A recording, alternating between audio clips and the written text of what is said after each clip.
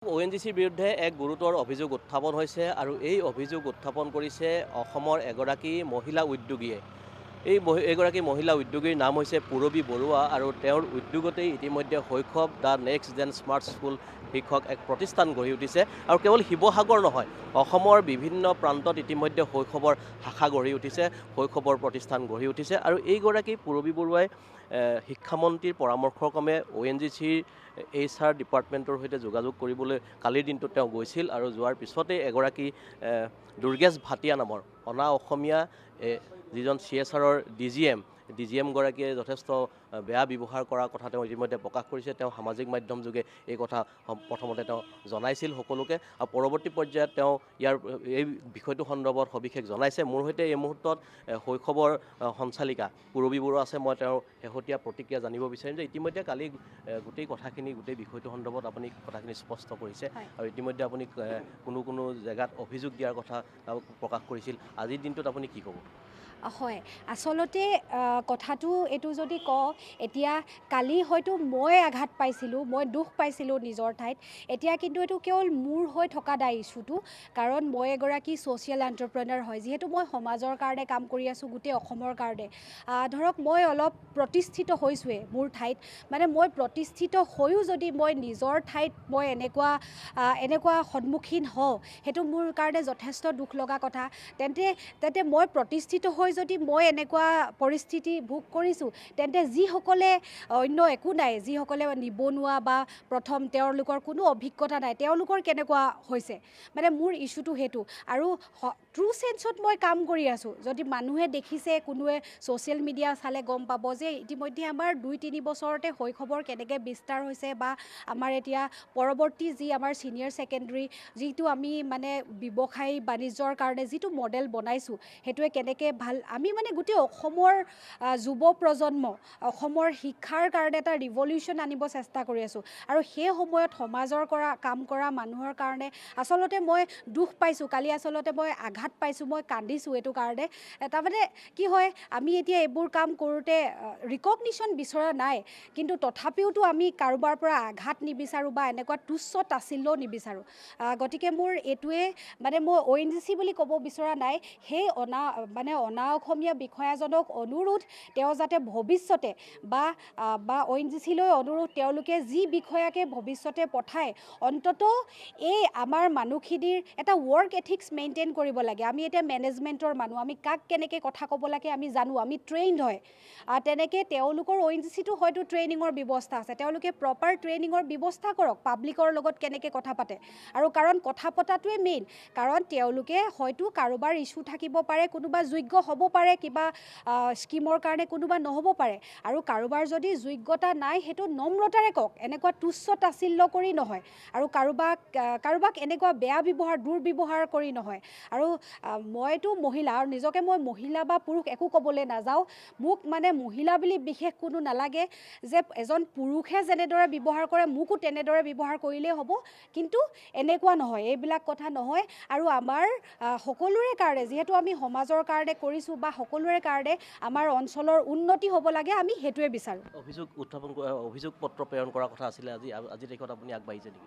হয়, কালি মই প্ৰচেছ কৰিব পৰা নাই, যিহেতু মোৰ অকণমান শাৰীৰিকভাৱেও অসুস্থ হৈ আছোঁ।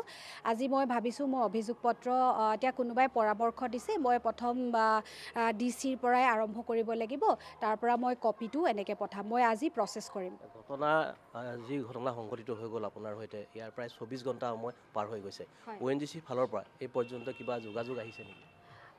তেনেকুৱাতো কোনো যোগাযোগ কৰা নাই। আমাৰ চিনাকি কিছুমানে কৈছে যে এনেকুৱা হ'ব নালাগিছিলে, তেওঁলোকে সেইটো কৈছে যে এনেকুৱা ব্যৱহাৰ মানে মোক বুলি নহয়, আচলতে কাকো কৰিব নালাগে, তেনেকৈ পাইছোঁ। কিন্তু কৰ্তৃপক্ষ বুলি নহয়, যিহেতু আমাৰ চিনাকি আছে, চিনাকি বহুজনে যোগাযোগ কৰিছে। ধন্যবাদ জ্ঞাপন কৰিছোঁ। মোৰ সৈতে কেইবাটাও দল সংগঠনৰ প্ৰতিনিধি আছে, মই তেওঁলোকৰ প্ৰতিক্ৰিয়া জানিব বিচাৰিম যে ONGCৰ বিৰুদ্ধে এয়া প্ৰথম অভিযোগ নহয়, বহু দিন ধৰি এনেধৰণৰ প্ৰতি অভিযোগ উত্থাপিত হৈ আহিছে। আৰু CSR ফাণ্ডৰ ক্ষেত্ৰত তেওঁলোকৰ যি দায়বদ্ধতা, বিশেষকৈ স্থানীয় অঞ্চলটোত য'ত ONGCৰ মুখ্য কাৰ্যালয় আছে, এই অঞ্চলটোক লৈ তেওঁলোকে বহুত কাম কৰিবলগীয়া থাকে, তেওঁলোকৰ ফাণ্ড ইয়াত দিবলগীয়া থাকে। কিন্তু ONGC ফালৰ পৰা শেহতীয়াকৈ বহু বছৰ ধৰি তেনেধৰণৰ কোনো উন্নয়নমূলক কামৰ ক্ষেত্ৰত কিন্তু আগভাগ লোৱা নাই।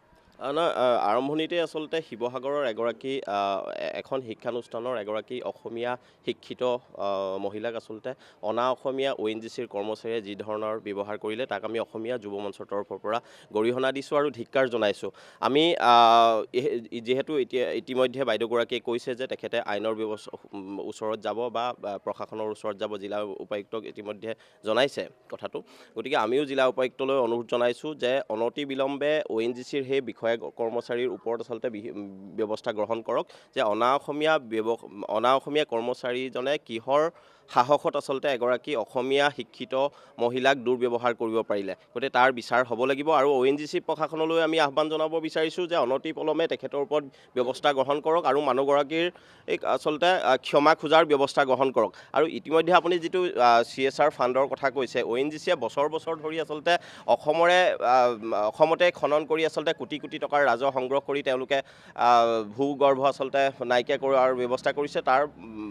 তাৰ পাছতো আচলতে শিৱসাগৰৰ লগতে অসমৰ উন্নয়নৰ কাৰণে যি ধৰণৰ ব্যৱস্থা গ্ৰহণ কৰিব লাগিছিলে সেইমতে কৰা নাই। গতিকে আমি অসমীয়া যুৱ মঞ্চৰ তৰফৰ পৰা ONGCকো আমি সকিয়নি প্ৰদান কৰিছোঁ যে তেখেতলোকে CSR ফালৰ পৰা যিমান পাৰে অত্যাধিক হাৰত আচলতে উন্নয়নমূলক কাম কাজৰ ব্যৱস্থা গ্ৰহণ কৰিব লাগে। ধন্যবাদ জ্ঞাপন কৰিছোঁ। অনুসূচিত জাতি ছাত্ৰ সন্থাৰ সাধাৰণ সম্পাদক পৰকজ্যোতি দাস আছে, বিষয়টো ইতিমধ্যে আপোনালোকৰ অৱগত। এই গোটেই বিষয়টোৰ সম্পৰ্কত কি ক'ব? চাওক, এগৰাকী অসমীয়া শিক্ষিত ভদ্ৰ মহিলা যি নেকি অসমৰ শিক্ষাখণ্ডলৈ বিভিন্ন ধৰণৰ অৱদান আগবঢ়াই থৈছে, কিন্তু সেই মহিলাগৰাকীক এটা প্ৰকল্পৰ কাৰণে শিক্ষাখণ্ডৰ এটা প্ৰকল্প লৈ যাওঁতেই যেতিয়া ONGCৰ কোনোবা এজন বিষয়াই দুৰ্ব্যৱহাৰ কৰিব, তাত অনুসূচিত জাতি ছাত্ৰ সন্থাৰ আপত্তি আছে। সমগ্ৰ ঘটনাটো আমি ধিক্কাৰ জনাইছোঁ। আৰু দুৰ্গেশ ভাটিয়া নামৰ যিগৰাকী ব্যক্তি, আচলতে আমি প্ৰতিবাদ বহুত কৰিলোঁ, আমি আচলতে বিভিন্ন ধৰণৰ দাবী হুংকাৰ ঢেৰ কৰিলোঁ। আৰু এতিয়া দেখিছোঁ যে আমি আচলতে এই যিটো প্ৰক্ৰিয়া, এই প্ৰক্ৰিয়াটো অকণ সলনি কৰিবলৈ হ'ল, হাতে কামে কিছুমান কাম কৰিব লগা হ'ল। আৰু প্ৰয়োজন হ'লে আমি বিভিন্ন ধৰণৰ মাধ্যমলৈ বা বিভিন্ন ধৰণৰ ক্ষেত্ৰলৈ আমি যাবলগীয়া এটা পৰিস্থিতি উদ্ভৱ হৈছে। আৰু ইয়াৰ লগতে ক'ব খুজিছোঁ যে তেল আৰু প্ৰাকৃতিক গেছ নিগমৰ যিটো CSR ফাণ্ড আছে, সেই CSR ফাণ্ডটো আচলতে এটা এই যিডোখৰ ঠাইত আচলতে তেওঁলোকৰ স্থিতি আছে, সেই ঠাইবিলাকৰ প্ৰতি তেওঁলোকৰ দায়বদ্ধতা আছে। কিন্তু এই দায়বদ্ধতাটোক ONGCয়ে বাৰে বাৰে নস্যাৎ কৰি আহিছে। আৰু তেনেকুৱা এটা দায়বদ্ধতা থকাৰ কাৰণে হয়তো সেই মহিলাগৰাকীয়ে, সেই ভদ্ৰ মহিলাগৰাকীয়ে অসমৰ শিক্ষাখণ্ডৰ কাৰণে আৰু কিবা কিছু কৰোঁ বুলি হয়তো এটা প্ৰকল্প লৈ গৈছিলে। কিন্তু এই বিষয়াগৰাকীয়ে যেনেদৰে আচলতে অপমান কৰিলে, আৰু বৰ্তমান পৰ্যন্ত ONGCৰ ঊৰ্ধ্বতম কৰ্তৃপক্ষই বৰ্তমান পৰ্যন্তলৈকে যেতিয়া এই মহিলাগৰাকীক কোনো ধৰণৰ আশ্বাস প্ৰদান নকৰিলে বা তেওঁলোকৰ যে ভুল হৈছে এই ভুলটো স্বীকাৰ নকৰিলে, ইয়াৰ প্ৰতি আমাৰ ক্ষোভ আছে। অনুসূচিত জাতি ছাত্ৰ সন্থাই গোটেই বিষয়টো আচলতে অতি গুৰুত্ব সহকাৰে লৈছে। ইয়াৰ বিৰুদ্ধে প্ৰতিবাদ হ'ব, ONGCৰ বিৰুদ্ধে প্ৰতিবাদ হ'ব। আৰু ONGCয়ে CSR ফাণ্ডৰ নামত যি আচলতে দায়বদ্ধতাৰ প্ৰতি হেমাহি কৰিছে, এই বিষয়বিলাক কথাতে চৰকাৰৰ চকু দিব লাগে। আৰু যদি চকু নিদিয়ে তেতিয়াহ'লে কিন্তু চৰকাৰৰ বিৰুদ্ধেও প্ৰতিবাদ হ'ব। ধন্যবাদ জনাইছোঁ। আটাচোন এটা পাৰ্থ গগৈ মোৰ সৈতে আছে। কেৱল মহিলাগৰাকীক তুচ্ছ তাচ্ছিল্য কৰা নহয়, অসমীয়া জাতিটোক ধৰিও এই অনা অসমীয়া দুৰ্গেশ ভাটিয়া নামৰ বিষয়াজনে তুচ্ছ তাচ্ছিল্য কৰিছে। চাওক, প্ৰথম কথা, আৰু কিমানবাৰ খিলঞ্জীয়া লোকসকল নিজৰ মাতৃভূমিতে অপমানিত হ'ব, এই কথাটো আমি অনা অসমীয়া যিসকল পুঁজিপতিয়ে হওক বা প্ৰতিষ্ঠানবোৰ তেওঁলোকক আমি প্ৰশ্ন কৰিছোঁ। এগৰাকী অসমীয়া মহিলাই কৰ্মমুখী হৈছে, তাত তেখেতক উৎসাহ জনোৱাৰ পৰিৱৰ্তে তেখেতক তুচ্ছ তাচ্ছিল্যৰে অপমানিত কৰাৰ অধিকাৰ আমি অসমীয়া ৰাইজে তেওঁক দি ৰখা নাই। আৰু এটা কথা তেওঁক আমি উনুকিয়াই দিব বিচাৰিছোঁ, ONGCয়ে ইয়াত আজি বহুত বছৰৰ পৰা ইয়াত ব্যৱসায় কৰি কেৱল মাত্ৰ ৰাজহ সংগ্ৰহ কৰিছে। যি এটা CSR ফাণ্ড আছে, CSR ফাণ্ডৰ নামত আজি ONGCয়ে কেনেধৰণৰ দুৰ্নীতি কৰি আহিছে বা কেনেধৰণে তেওঁলোকে পৈতৃক সম্পত্তিৰ দৰে ব্যৱহাৰ কৰিছে CSR ফাণ্ডৰ একাংশ অফিচাৰে, এই কথাটো আমি দেখি আহিছোঁ। আৰু পৰৱৰ্তী আজি দুদিন পূৰ্বে আমি যোৱাকালি যিটো ঘটনা আচলতে সংঘটিত হ'ল, এইটো ঘটনা আমি ধিক্কাৰ জনাইছোঁ।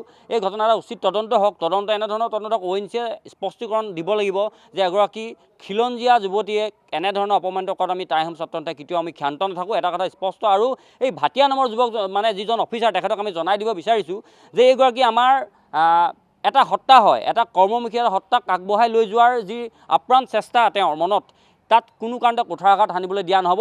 তেখেতে মাপ খুজিব লাগিব, ONGCয়ে স্পষ্টীকৰণ দিব লাগিব। আৰু যেতিয়ালৈকে তেওঁলোকে ONGCৰ ফালৰ পৰা কোনো ধৰণৰ স্পষ্টীকৰণ আৰু মাপ খোজা নহ'ব, তাৰ পৰৱৰ্তী পৰ্যায়ত কিন্তু শিৱসাগৰৰ আমি দল সংগঠনে নিজাববীয়াকৈ আমি ব্যৱস্থা হাতত তুলি দিবলৈ আমি বাধ্য হ'ম।